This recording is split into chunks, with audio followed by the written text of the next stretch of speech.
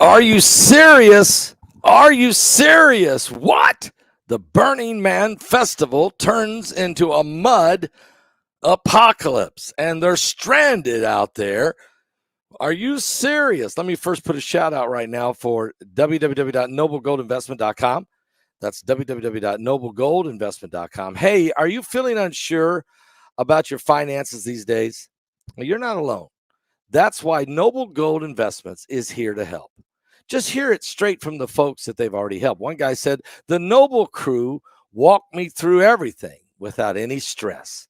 And another one said, with their help, I can finally sleep easy at night.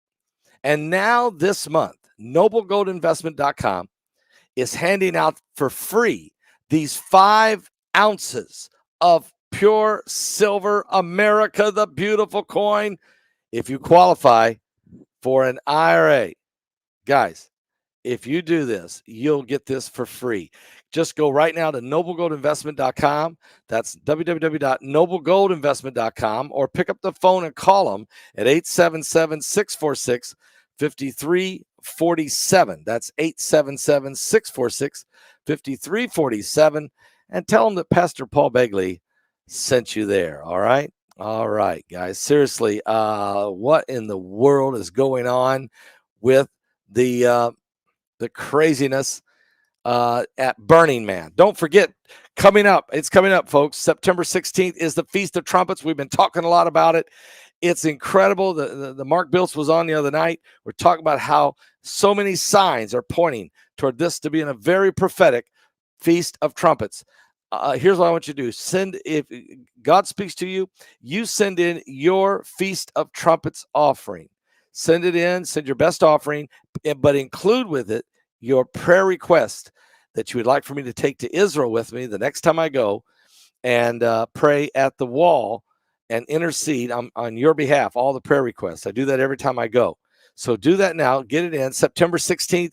Boy, I tell you, you never know. Look, Jesus is coming. We don't know the day or the hour, but we want to be ready when he comes. So again, people can go to my website, paulbegleyprophecy.com. Folks, you can go to our website at paulbegleyprophecy.com and send in your Feast of Trumpets offering, or you could just pick up the phone and call 765-414-2230. That's 765-414-2230, and get ready for the Feast of Trumpets. God has done so many miracles, and people have given their Feast of Trumpet offerings over the years, and miracles have happened. Are you serious? Well, the Burning Man may have been burning a little bit too much with their celebrations and debauchery and burning of lust, I guess. Well, they got kind of their fire got put out as torrential rains came and turned the entire festival into mud. Matter of fact, it's so bad that people are stuck there. We're talking thousands of people. They can't leave because they can't get in their cars. They can't drive across the desert to get out of there because the mud, the roads they're not paved roads. They're just dirt roads. Well, the roads have turned into mud. They can't go. They're stuck there. They can't leave. They gotta, do they have enough food? Do they have enough water? It's insane what's going on in this festival. Very, very much a cult festival. It's off the grid. That's why it's done out in the middle of nowhere. And a lot of debauchery, as I said. I mean, there's a lot of stuff that goes on there that,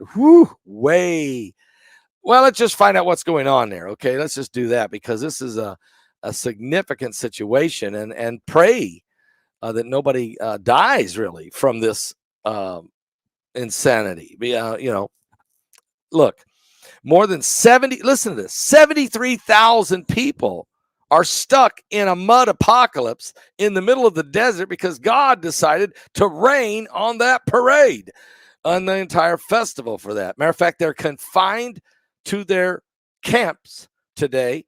They are blocked from leaving the event after a slow-moving rainstorm just sat there in the desert playground and turned it into a soupy, muddy, apocalyptic mess.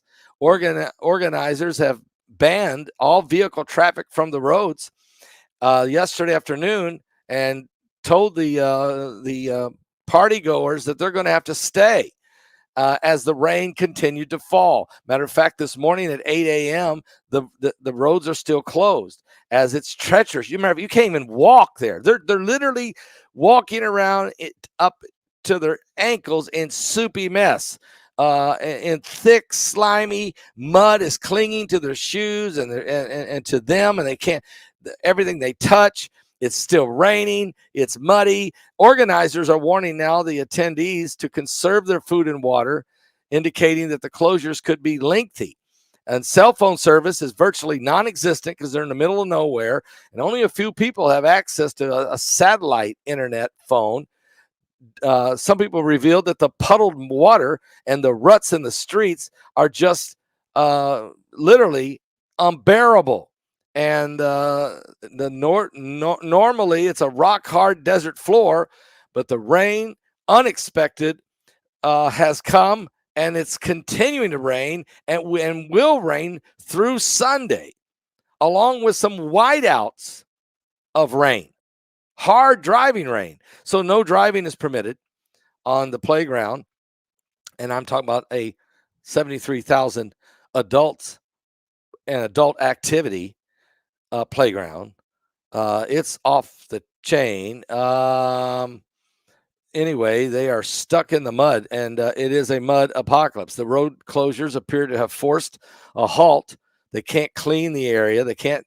Servicing of thousands of portable toilets are overflowing now because the 73,000 people have been using them over the last few days, and now there's no way for anybody to come and to take them and empty them, and so now it's overflowing in the blood, in the mud, in the beard. I mean, seriously, and everything else that's flowing in there. It's a mess. And last night the temperatures dropped to below 50 degrees. So they're cold, they're wet, they're stuck in the mud, they're running out of food and water, the toilets overflowing, the stench, the stink, the debauchery. And so as this goes on, it just gets from bad to worse. The muddy, Burning Man conditions also have forced a small airport servicing this event where some folks come flying in on their own private planes. You can't even leave with the planes. And most attendees who drive to the event from all over the country are stuck. Commercial flights, even out of Reno or California, are available. That's if you can get there. But how do you get there? Nobody can come pick you up.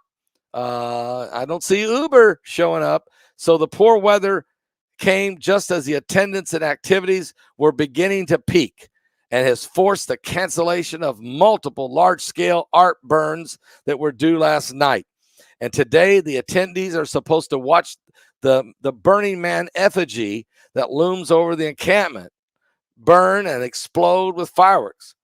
But right now, the Temple of Art, it's called, is canceled.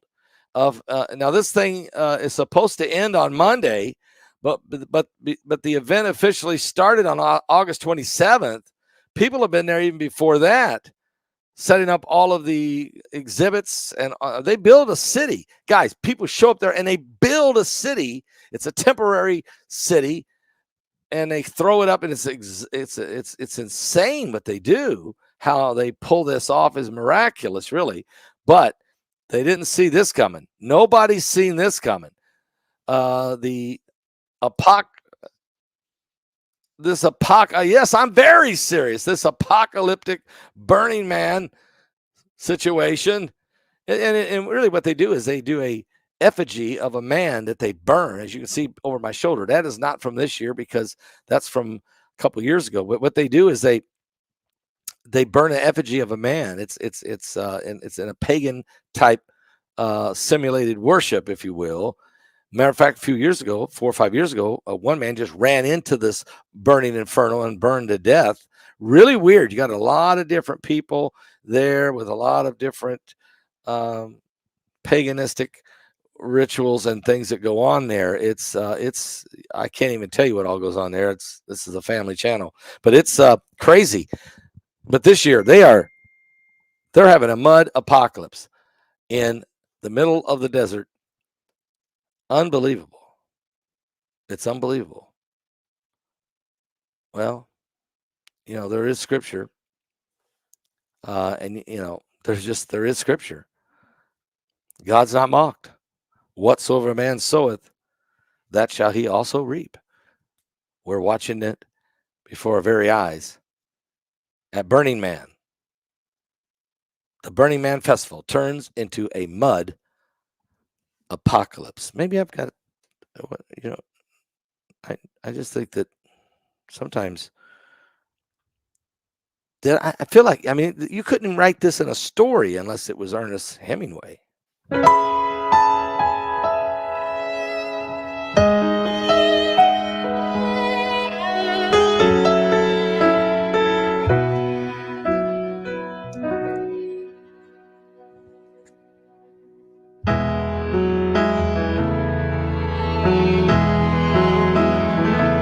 I see geese flying high above the water, a child fishing with his father in the rain. I can smell blackberry brandy and chocolate-covered candy. I see a soldier crying on a train, falling asleep, reading Hemingway. And the light under the Tiffany lamp glows all night long as I dream with weary wonder, leaving Earth before the dawn. I walk the lonely streets of Paris. I was lost and so afraid, falling asleep, reading Hemingway.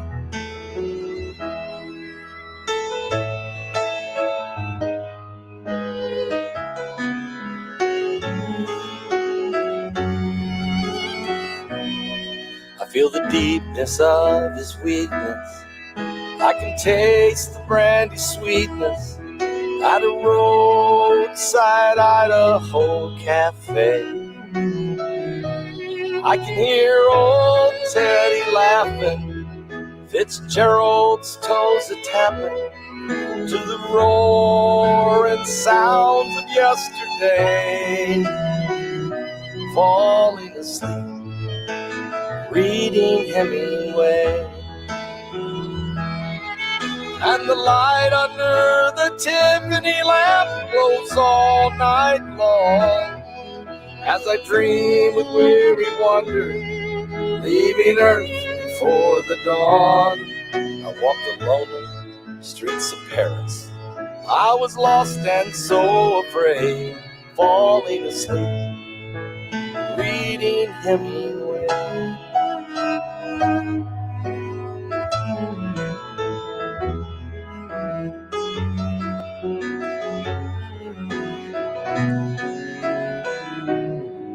And the light under the Tiffany lamp glows all night long as I dream with weary wonder, leaving Earth before the dawn. I walked the lonely streets of Paris. I was lost and so afraid, falling asleep, reading Hemingway. And a shotgun blast echoed across the page, falling asleep, reading Hemingway.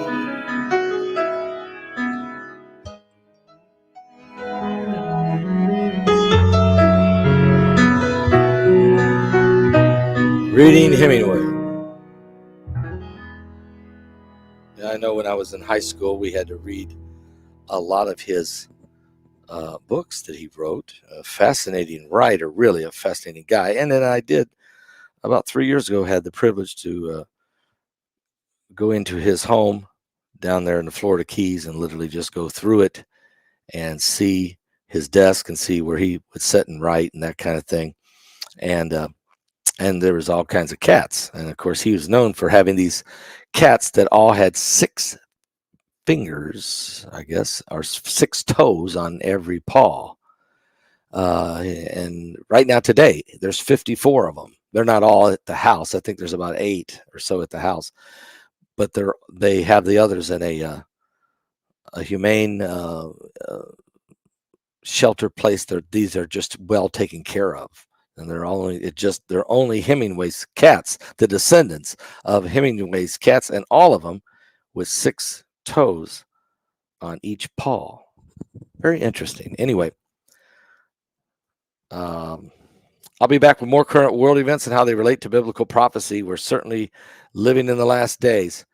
It's getting stranger and stranger. Or is it? Or what we're watching is events already prophesied in the Bible. Are you saved? Give your life to Jesus Christ, because we're running out of time.